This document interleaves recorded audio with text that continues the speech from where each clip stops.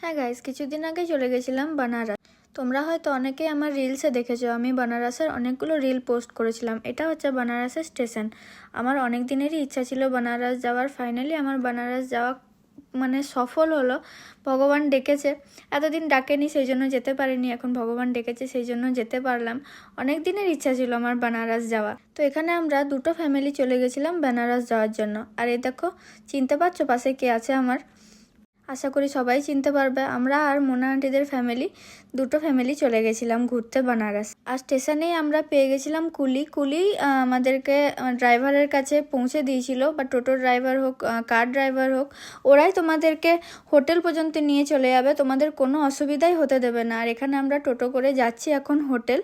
আর হোটেলের নামটা আমার ঠিক এখন মনে পড়ছে না, তো সেই জন্য পার্ট 2 দেখতে হবে তোমাদেরকে, সেখানে আমি বলে দেবো। আর এখানে এসে রুমে এসে প্রচুর খিদে পেয়ে গেছিল। আর দেখে নাও কি কি খাচ্ছি আমরা। বাবা এই কি থালির মধ্যে ভিতরে দাঁড়াও, এটা জিরা রাইস, এটা ডাল তড়কা, এটা শাহি পনির, এটা মিক্স ভেজ, এটা মনে হয় সুইট মিষ্টি, আচার আছে, এটা আচার, এটা রায়তা, পায়েস রায়তা। আর এই স্যুপগুলো কি করে খাবো? এই স্যুপগুলো ওই তো বাটি দিয়েছে ছোট ছোট।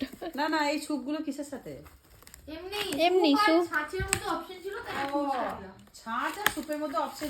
আমরা যে হোটেলটায় ছিলাম সেটাতে ফেসিলিটি তো খুবই সুন্দর। আর যে পরে দেখছি রুমে একটা মেনু কার্ড দেওয়া আছে, ওরা আমাদেরকে বলে গেল তোমরা এখান থেকে অর্ডার করে দাও, কল করে তোমাদের রুমে এসে দিয়ে যাবে।